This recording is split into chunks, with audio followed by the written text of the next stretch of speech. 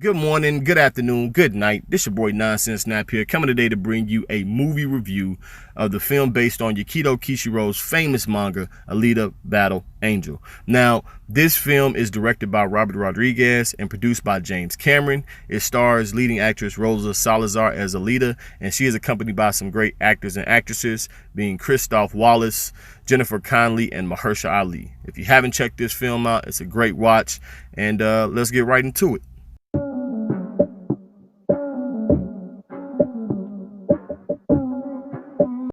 All right, so check it out. Went to go see Alita. Went to the IMAX. Glad I did. Dope film. Very good. Very well put together. James Cameron produced the heck out this film. Robert Rodriguez directed the hell out of this film. It was a very good job. With knowing the fact that James Cameron actually owns the rights to this content from Yukita, and I think like back in like 98, 99, he bought the rights from it. So he's been sitting on this for about 20 years now. And with knowing that, it's crazy. So the expectations with having that information was definitely higher up. Especially with being like a cyberpunk action film. I was really excited, you know. I watched the OVA going into this. It's only an hour long. You can find it on like YouTube or like other sources. It's pretty interesting. The OVA is, so it definitely lays a foundation for what to expect in this particular film. But I like how James Cameron incorporated the OVA as well as the manga in this film. So you definitely see, you know, them kind of like taking bits and pieces from both and like, you know, meshing it together to make its own thing. But Robert Rodriguez actually came onto this film to essentially condense the 3-hour time that James Cameron had to 2. So, you know, for me, I'm wondering like what content they cut out to make it this 2 hours.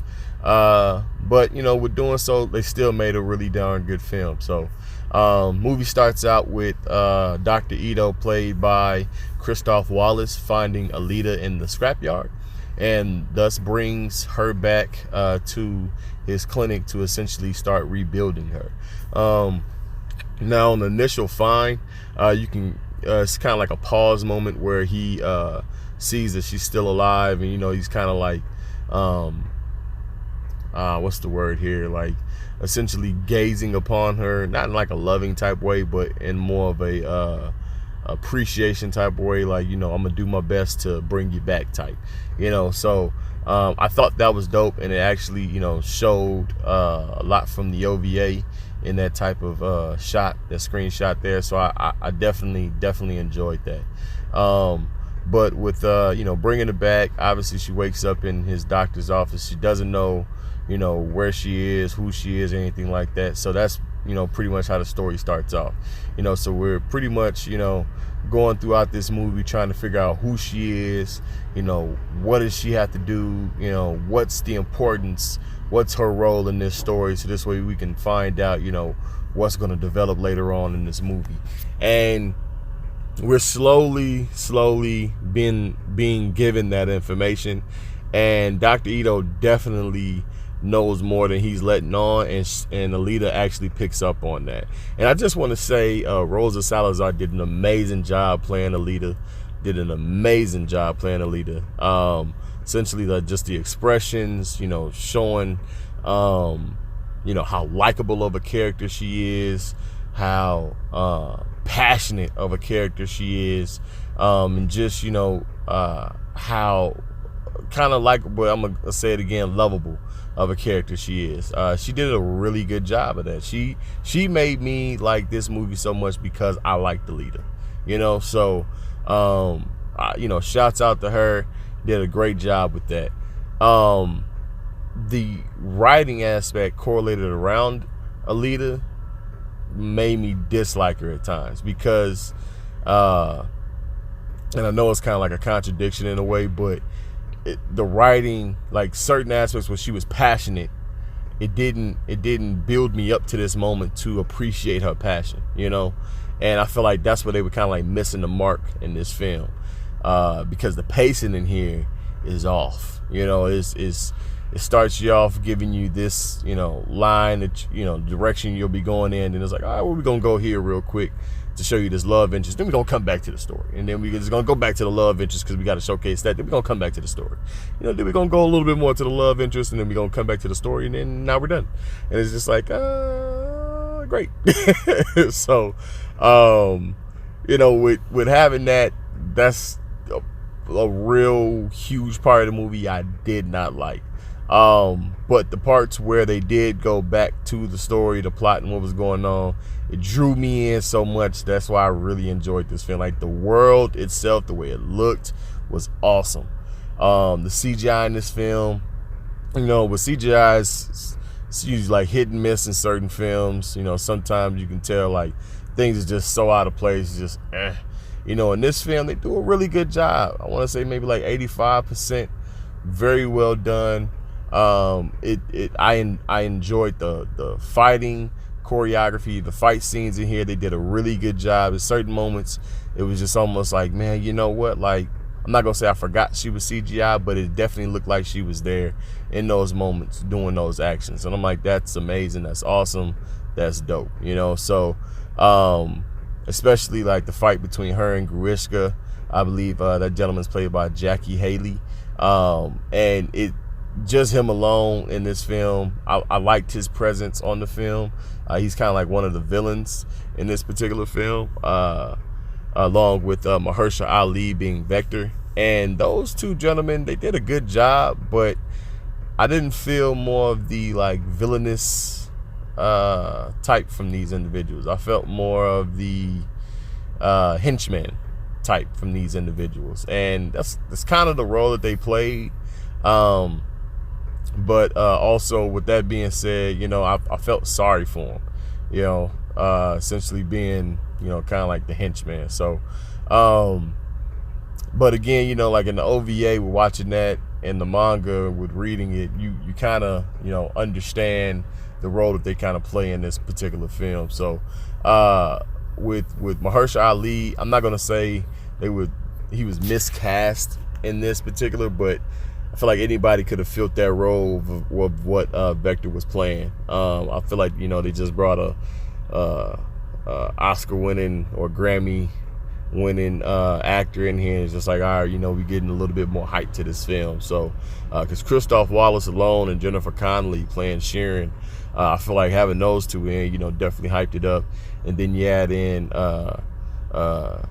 Jackie Earl, and then Mahershala Ali is like, oh, okay, well, yeah, this film is going to be pretty dope. So,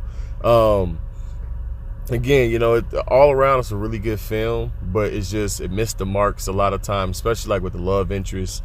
We get a glimpse of it early on in the film, and then it's just, it kind of like goes more in that direction and route when it didn't necessarily need to. We could have got a little bit more insight between her and Zapan in this film. And her and Ito even, and her and Grishka even, or we could have saw the relationship between Vector and Sharon, because Sharon's only in the OVA, so the OVA being like the animated movie, so it's just like I would have appreciated more of that and got a little bit more of an understanding of why, Sharon wants to go to Solemn so bad, and you get a little bit of it between the relationship between her and Ito and the conversation they had, but you don't get the full understanding and reasoning. Essentially, Solemn is the city that sits above Granite City, and it's kind of like the haves and the have-nots. So you have these individuals that essentially have everything. They dump what they don't need, back into the scrapyard, and you hear, things going up there through these railing tubes. So, it's just, these individuals just looking upon something that they could never gain or grasp. And that's essentially Hugo and Sharon's goal, is essentially to go to Solemn, and live out their best life there. And Vector, I want to say he had that particular goal, but with realizing that he would be a bum in heaven, he said, I'd rather be a god in hell. So, he's pretty much taking on, living his best life, where he's at. He's just like, look, this is my situation. I'm gonna do it to the best of my content and what I got, and I'm gonna just try to make myself a king down here, And I liked how they tied that into this movie, because you definitely see it in the OVA as well as in the manga, and I really appreciated how they drew that in. But again, like the relationship between Vector and Hugo, we needed more of that, because the part in the movie where Alita and Hugo are having a conversation, and she kind of like gives her heart to him to let him know, like, I'm all in, with you and trying to follow your dreams. I'll give up my life for you. I'll give up my heart for you type, and it's just, you get the passion that Rosa's delivering, but the lead up to it misses its mark, so I don't want to spoil, too much in this film and say too much, so I'm gonna kind of leave it at that. But it definitely, again, like, hits and misses. The part where it hits, it really hits, but the part where it misses, it really misses. So again, like, you go back to the love interest, to where Hugo's talking to Alita, and it's just like, you're the most human, like human, because she asks, like, am I does it bother you, that I'm not human? And he's like, nah, you're the most human I've ever known. It's like, come on, bro. Like, she's all cyborg, guys. But I get it. It's supposed to be this romantic type moment and everything. I understand, but still, it just could have been done better. Now, again, going back to the fight choreography and the fight scenes, dope. Like, they did not miss a beat with that. The rollerball scene was pretty good. Reminded me of more of a Speed Racer type feel. But the fight scene at the Hunter Cafe or the Hunter Cave, oh my goodness. Like, that was amazing. And then the follow-up after that, even better. I enjoyed all of that. In the film, it just made it seem like Alita couldn't lose. And in certain moments, or in a certain particular moment, you kind of got like where she was at a sense of adversity to where she couldn't get past this. But even then, it just kind of like shifted a different direction. And I'm glad it did. But again, if we didn't get so much of the romantic part of things, we could have got more conversation between Grishka and Alita. And if they did that, it would have just shot up her character development once they went in this direction so much, and it would have just made it so much more emphatic, like, yo, this is dope, So they kind of missed the mark on that. But when she did get to that point of her character development and everything else, it really still hit home. It was an impactful moment, and I'm glad that they gave us that moment the way she did it in the manga as well as the OVA. I'm glad they gave us that. So, shouts out to Robert Rodriguez and James Cameron for that. But at the ending of this film, they kind of missed the mark again.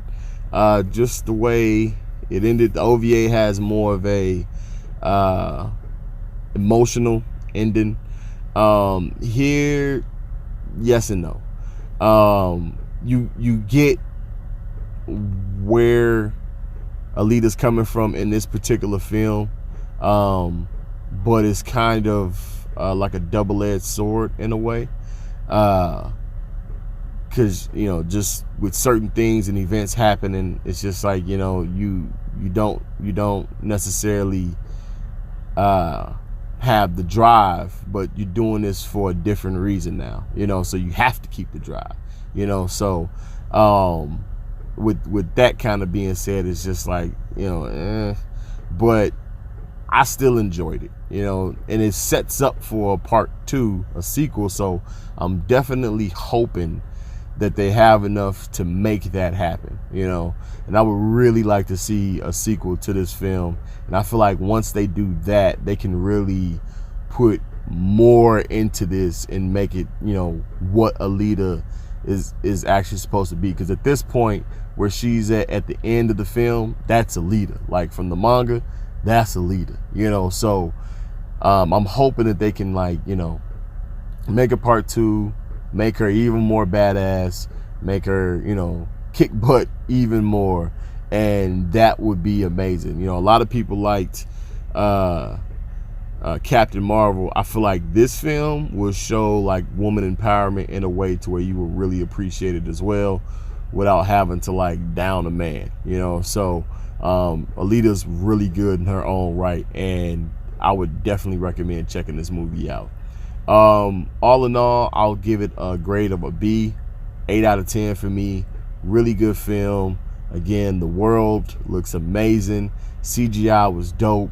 Fight scenes was amazing. Writing was a tad bit off. A little bit too much with the love drama aspect.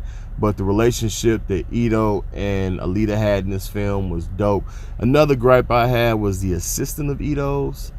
I wish they kind of made it a guy, you know, because that's how it was in the manga and the OVA.